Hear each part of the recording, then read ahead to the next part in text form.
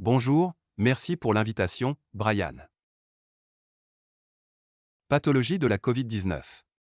L'agent causal étant bien sur le coronavirus du SRA, il reflète la distribution du récepteur, LACE2.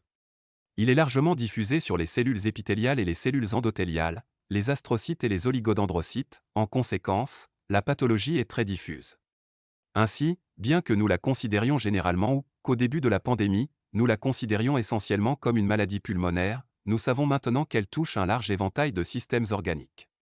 Et l'ontogénèse reflète dans une certaine mesure les lésions directes du parenchyme, mais aussi l'inflammation, les lésions vasculaires et la thromboembolie. Par conséquent, vous pouvez souffrir d'une invalidité permanente, ainsi que d'une invalidité plus transitoire, et nous nous concentrerons principalement sur cette dernière. Même après la guérison des lésions associées à la maladie aiguë, de nombreuses personnes présentent des symptômes persistants. Ce sont des travaux préliminaires réalisés de mars à juin 2020, tels que rapportés par le CDC. Comme vous pouvez le voir sur le graphique, de nombreuses personnes ont continué à souffrir de fatigue, de toux, de maux de tête, de douleurs corporelles, etc. Une partie reflète les lésions directement causées au tissu, une autre semble être due à une inflammation continue et même potentiellement à certaines perturbations métabolomiques, dont nous parlerons plus loin. J'ai moi-même eu la Covid en mars 2020 et à ce moment-là, ma présentation initiale consistait en un atroce mal de tête et, comme vous pouvez le voir ici, le mal de tête reste un problème important. Mes symptômes se sont en grande partie résorbés en quelques semaines, mais j'éprouve encore une certaine fatigue résiduelle, qui m'oblige à modérer mes activités. Des travaux ultérieurs sont rapportés ici, pour la période d'août à novembre 2020. Ici, les sujets sont des adultes souffrant de pathologies séquelaires, 6 mois après l'infection. Le point essentiel que je veux souligner ici est que beaucoup de personnes qui déclarent des symptômes persistants ne savent même pas qu'elles ont eu la Covid. Il s'agit en fait du SARS-CoV-2, ce qui a permis de poser le diagnostic réel.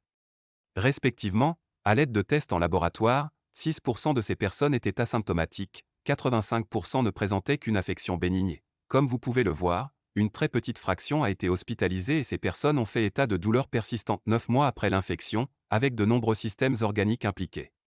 Mais encore une fois, vous pouvez voir ici qu'un problème, bien sûr, qui persiste et qui devient un gros problème, c'est la fatigue. Maintenant, beaucoup de gens parlent de dysthusie, d'agnosie, d'anosmie, avec cette altération du goût ou de l'odorat. Cette affection est très, très importante, mais plus gênante encore, bien sûr, est la fatigue persistante et, chez certaines personnes, le dysfonctionnement cognitif. Je vous ai montré des données provenant des États-Unis jusqu'à présent, mais il existe des rapports similaires dans d'autres parties du monde. Il s'agit d'un travail effectué en Allemagne, encore une fois avec une cohorte prospective et, comme vous pouvez le voir, de nombreuses personnes ont continué à souffrir de handicap. Certains souffraient encore jusqu'à 7 mois après, d'essoufflement et d'osmose, de problèmes de goût et, bien sûr, de fatigue, et 11% des personnes de cette cohorte sont incapables de poursuivre des activités essentielles à la vie quotidienne ou de travailler, 7 mois après l'apparition de la maladie. De nombreuses personnes sont donc inquiètes du fait qu'il s'agit d'un tsunami de maladies qui entraînera une invalidité persistante dans le monde entier, et pour longtemps. Les points à retenir de la première partie de ma présentation sont que l'infection par le SARS-CoV-2 peut entraîner une invalidité à long terme. Par conséquent, même chez les personnes ne présentant pas de pathologie aiguë apparente, si vous soupçonnez qu'il s'agit du problème, il est important de prendre en compte l'infection par le SARS-CoV-2 dans le diagnostic différentiel, en particulier lorsque nous commençons à réfléchir aux moyens de traiter ces personnes. Jusqu'à présent, j'ai décrit des études concernant les adultes, mais les enfants ne s'en sortent pas non plus indemnes. Nous en savons moins à ce sujet et certaines questions subsistent quant à la durée de cette invalidité, c'est pourquoi des travaux ont été réalisés en Italie, au Royaume-Uni, en Australie et ailleurs, qui suggèrent que les enfants atteints d'une maladie bénigne. Et n'oubliez pas que nous n'avons pas encore de vaccin approuvé à ce moment pour les enfants, peuvent finir par avoir des complications sévères et à long terme, comme encore une fois la fatigue, l'arthralgie, des maux de tête, l'insomnie, des problèmes respiratoires et, dans certains états, des palpitations liées à une arythmie. Certains rapports suggèrent que l'état de la plupart des enfants reviendra à la normale. C'est ce que nous avons importé d'Australie dans l'article du Lancet, mais je pense que nous devons dire que nous ne savons pas à l'heure actuelle si les symptômes disparaîtront ou non. Il y a 2 autres complications qui ont été rapportées chez les enfants infectés par le SARS-CoV-2. L'une des deux est connue sous le nom de syndrome inflammatoire multisystémique, que l'on pensait initialement être la maladie de Kawasaki, dont je parlerai également brièvement. Nous savons donc que ce syndrome particulier et le MIS-C peuvent être causés par le SARS-CoV-2, qu'il touche généralement les enfants de moins de 18 ans et que la plupart d'entre eux ont une maladie grave, et réagissent généralement bien aux IGIV ou aux stéroïdes. Et je suppose qu'ils réagissent aussi bien au plasma congelé, bien que je ne connaisse pas d'études à ce sujet. Il y a un trouble très similaire décrit dans les années 1960, qui ressemble au MIS-C, c'est la maladie de Kawasaki. Elle fait également suite à un syndrome viral, en général inconnu. Les enfants sont généralement plus jeunes, et c'est la cause la plus fréquente de maladies cardiaques acquises et d'enfants atteints de dilatation et d'anévrisme de l'artère coronaire. Dans ce cas, le traitement par IGIV est généralement efficace et c'est d'ailleurs le mécanisme privilégié. En Italie, au début de la pandémie, on a signalé une multiplication par 30 de la maladie de Kawasaki. C'est probablement en fait le MIS-C, mais je pense que cela mérite que l'on réfléchisse à la maladie de Kawasaki. Car c'est un trouble qui est fréquemment sous-estimé et peut être traité. J'ai essayé ici d'utiliser un diagramme de veine pour illustrer les similitudes et les différences entre les Covid longs, le MIS-C et la maladie de Kawasaki. Et vous pouvez voir ici que ce qu'ils ont tous en commun, c'est la fièvre. Le MIS-C et le Covid long partagent la fatigue et les maux de tête.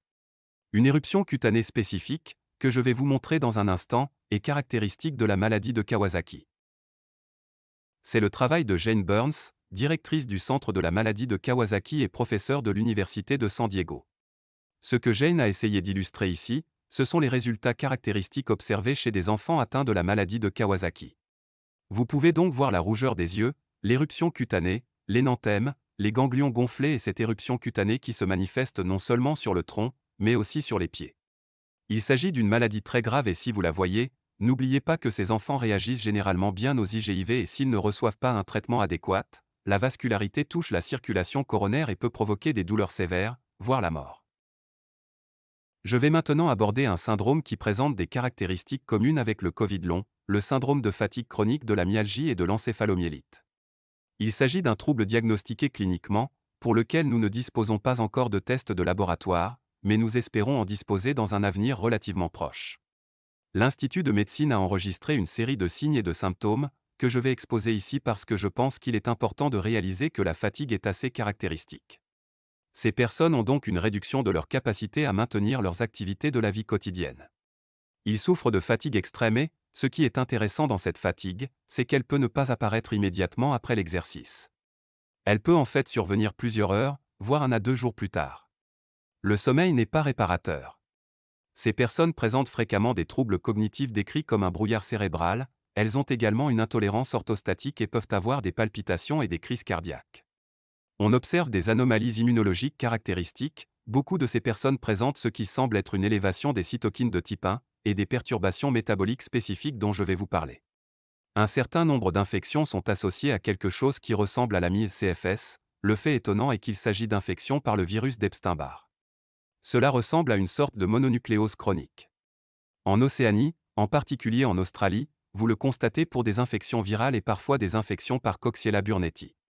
Des rapports font état de personnes développant un symptôme similaire à la MI-CFS après des infections par des coronavirus, le SARS, ainsi que le MERS, et il est même avancé que les fièvres hémorragiques peuvent également être suivies d'un trouble de ce type. Nous, avec d'autres, avons cherché des preuves directes d'infection par l'herpès, d'autres virus de l'herpès, l'entérovirus, la rubéole, les champignons, le bonavirus, les mycoplasmes et les rétrovirus et nous n'avons pas pu confirmer une quelconque association.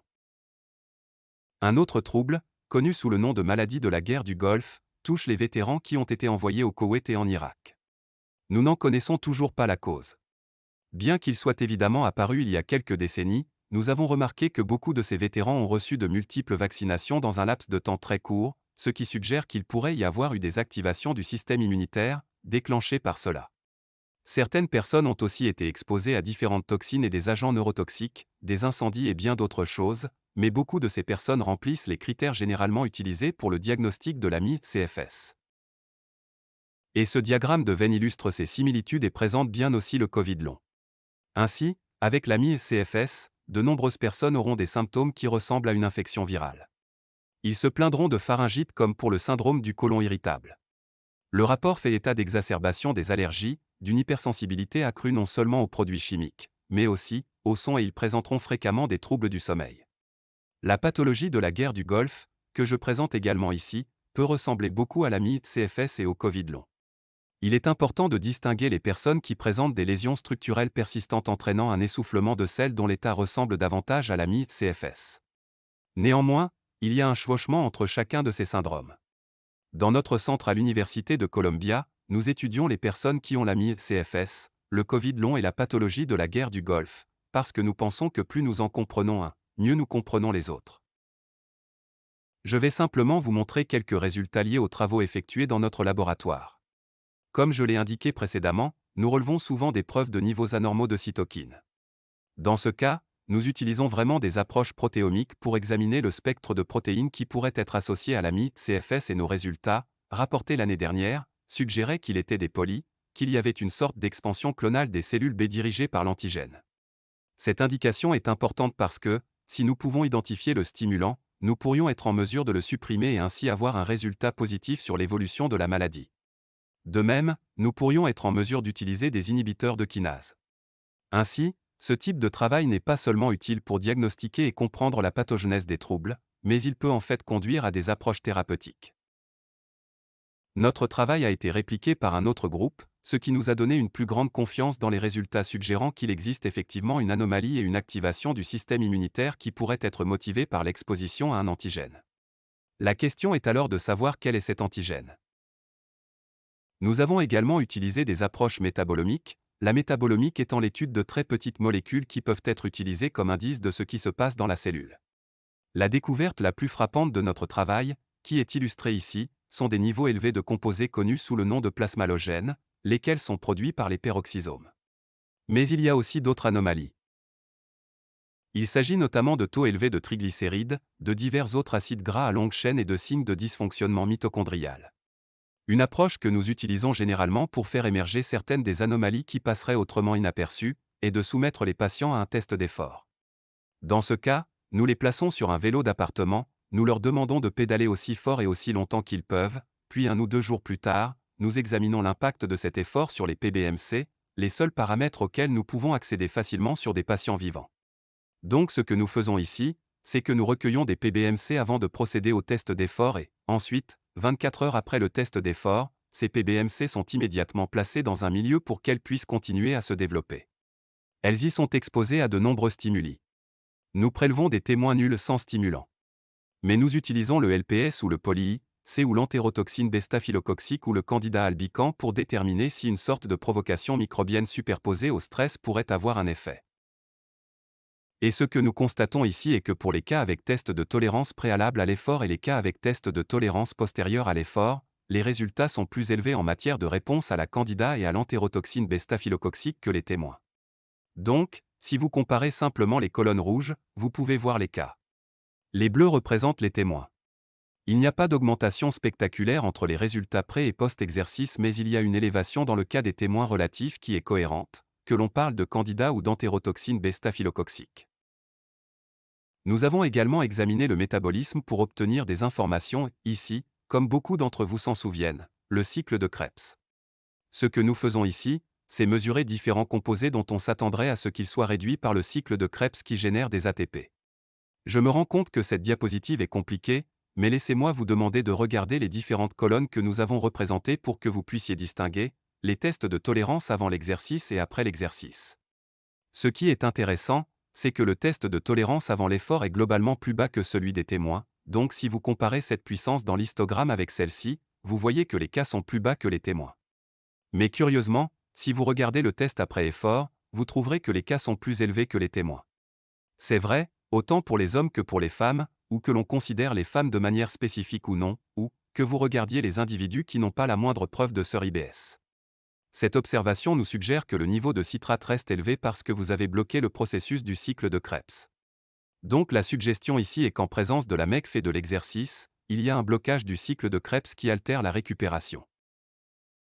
Ici, nous avons examiné d'autres anomalies qui sont également plus importantes. Nous mesurons donc ici une variété de lipides fossiles et, encore une fois, ce que vous pouvez voir c'est que les individus atteints de la MI-CFS ont généralement des niveaux plus élevés après l'exercice que les témoins indépendamment de ce que vous décidez de regarder. Il est donc clair qu'il y a un problème de guérison qui ne se résume pas à des symptômes, mais qui est associé à des problèmes du métabolisme spécifique et à d'autres perturbations associées à l'énergie et à d'autres formes de troubles qui pourraient être liées à des dommages mitochondriaux. J'ai donc essayé de résumer ici les différences que nous trouvons dans la MI-CFS. Donc, première remarque, nous avons des anomalies du peroxysome qui se manifestent par des niveaux élevés de plasma halogène, nous avons des anomalies dans le cycle de Krebs qui conduisent probablement à une déficience. Dans la production d'énergie, de la même manière, nous observons des signes de lésions mitochondriales. Une partie de cette situation est reflétée par les niveaux élevés de lipides fossiles. Nous avons le stress oxydatif, qui en fait également partie, et nous constatons également une inflammation. Maintenant, je n'ai pas été en mesure de vous montrer la prochaine caractéristique, mais nous constatons par la suite des anomalies dans la voie de l'acide glucuronique, ce qui entraînerait également des problèmes au niveau du métabolisme énergétique. Et enfin, je tiens à vous dire que nous constatons des effets spécifiques au sexe. Les femmes préménopausées ont donc tendance à avoir plus d'inflammation et des maladies plus graves que les femmes ménopausées ou les hommes. Donc, cela explique aussi une partie de la différence que nous voyons maintenant, la question, bien sûr, est de savoir si nous allons observer la même chose lorsque nous commencerons à examiner les Covid longs, et je soupçonne qu'il y aura un grand nombre de manifestations de Covid long. Certaines manifestations présenteront des dommages structurels résultant, soit d'un impact direct sur le parenchyme par le biais d'une infection, soit d'une vasculopathie, ou par des accidents vasculaires cérébraux ou d'autres types de lésions structurelles. Mais nous verrons presque certainement, comme nous l'avons fait après le SARS et le MERS et potentiellement avec d'autres fièvres hémorragiques, qu'il y aura un trouble qui se déclenche et qui ressemble beaucoup à ce que l'on voit dans la pathologie de la guerre du Golfe et dans la MI-CFS. On dit aussi que la MI-CFS est associée à des anomalies du système nerveux central et autonome, mais je ne suis pas sûr de la présence d'études approfondies à ce sujet. Mais je ne serais pas surpris de voir des choses de cette nature et c'est l'une des remarques que je voulais faire. En conclusion, alors que nous ne faisons que commencer à étudier le Covid long, je m'attends à ce que nous obtenions des informations qui seront utiles pour comprendre la MI-CFS, mais il est aussi important de poursuivre notre travail sur la MI-CFS. Parce que je pense qu'il ne sera pas seulement utile pour étudier la MI-CFS et apporter des solutions utiles aux patients atteints de ce syndrome, mais qu'il pourrait aussi être extrapolé et appliqué au Covid long. Merci beaucoup de votre attention et merci pour l'invitation.